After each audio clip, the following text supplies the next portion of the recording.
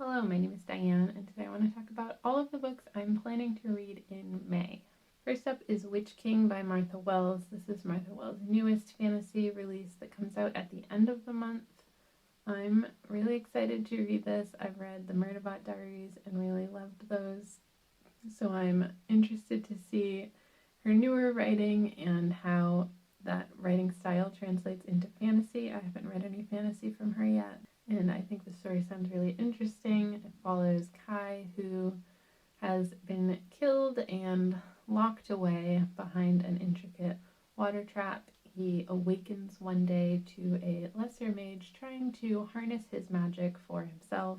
Kai has a lot of questions surrounding why he was killed, why he was locked away the way that he was, and why things are the way that they are. Things have changed in the world that he's not really aware of or understanding because he's been locked away for so long. So we follow Kai trying to answer all of these questions that he has, figure out what's going on.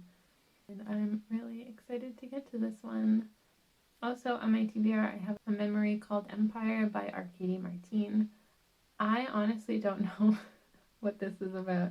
I don't know anything about it. Not even a general plot. I don't know what it's about, but it's on my TBR. I want to read it.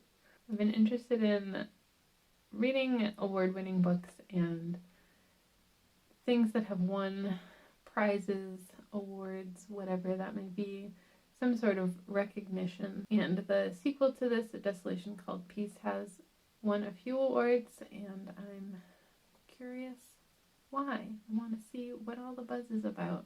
But obviously to do that, I'm going to read A Memory Called Empire first, because that is the first book in this series.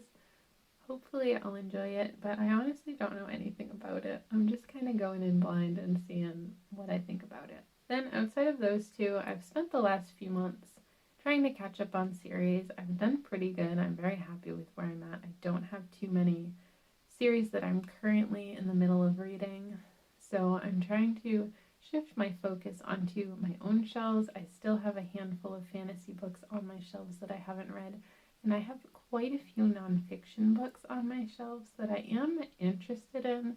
They're all interesting topics, but I just don't prioritize nonfiction. I never really have. I enjoy them when I read them, but they're not something I really seek out. And where most of my unread books that I own at this point are nonfiction, I really want to start incorporating those back into my reading and make them more of a priority. I'm trying to get my shelves to a point where I've read everything on them, and I really can't do that until I read these last few fantasy books and the many nonfiction books that I have.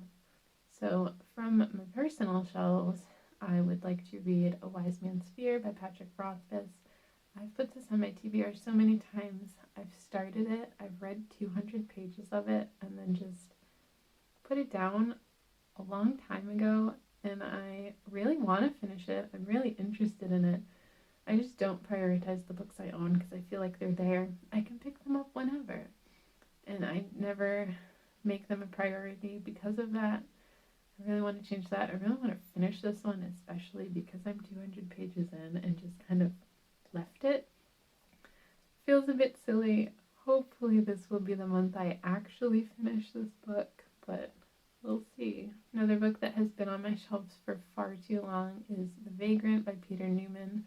I did start this. I didn't get too far into it for similar reasons, not because I wasn't enjoying it. I just started it, got the initial setup, and then set it down.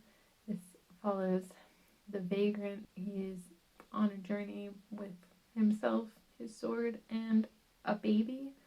I don't really know why he has any of those things. I don't remember what the purpose of his journey is, but it's a type of quest story.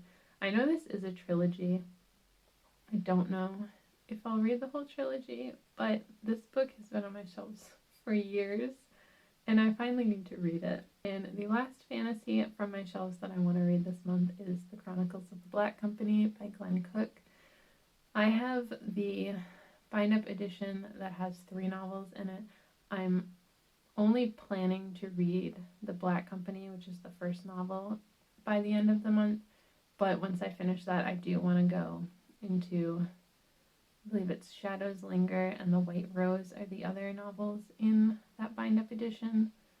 I do want to read those right after I read The Black Company and just get through that whole edition at once instead of reading a third of it and then waiting who knows how long until I get to the next one.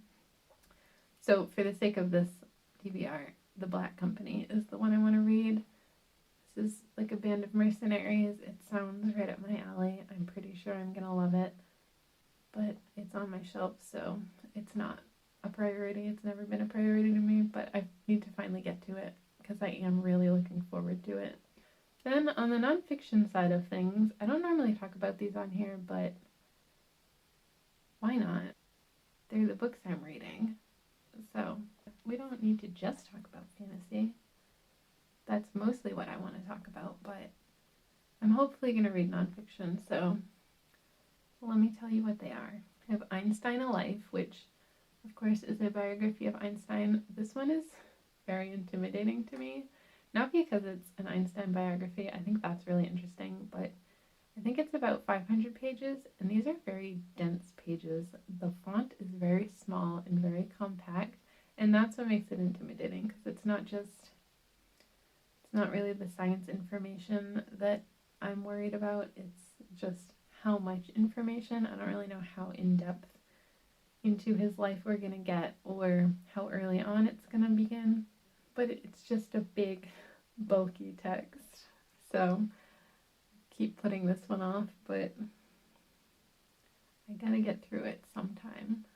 Then I have Draw the Lightning Down, which is the story of Benjamin Franklin and the discovery of electricity, I guess. I think it's specifically about when electricity came to be, when we came to understand electricity, utilize it. So I think that'll be really interesting. A little less bulky than the Einstein one. So hopefully that one will be a little bit quicker to get through.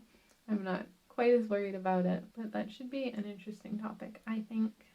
Then I have Thank You for Arguing, which is sort of a how to have constructive arguments, sort of debate tactics, I guess, that type of thing. I'm not really afraid of confrontation, but I don't really like arguing because it's not always productive. So this should be good. This, my brother had read and raved about it, so I think it'll be an interesting read. I don't really know what type of argument strategies it's going to give, so I think that'll be interesting to get into. Then I have Consider the Lobster, which is a collection of essays. This one I'm really interested in. I think the variety of shorter things collected together will be interesting. I think it's going to be a lot of unusual topics, which is something I like in nonfiction, just nonfiction about very abstract sort of things or just unusual things. And the final nonfiction I have is Trains Across the Continent. This is, of course, a book about trains across the continent, different types of trains, and I think some history of trains and railways. I have a few train books. My family was really into trains for some reason, and I just have a few nonfiction books, I guess because of that I've never read. So that is my whole TBR for the month of May. 5 fantasy books, 5 nonfiction books. As usual, I have a bunch of other books that are on my radar that I'm hoping to squeeze in between these, but I'm really hoping to prioritize these ones in particular and hopefully get through these before I start putting in a bunch of other things, but we'll see. Those library holds come in and I just can't help but take them out. So let me know if you have anything that you're really looking forward to reading this month. Thanks for hanging out with me. I'll see you next time.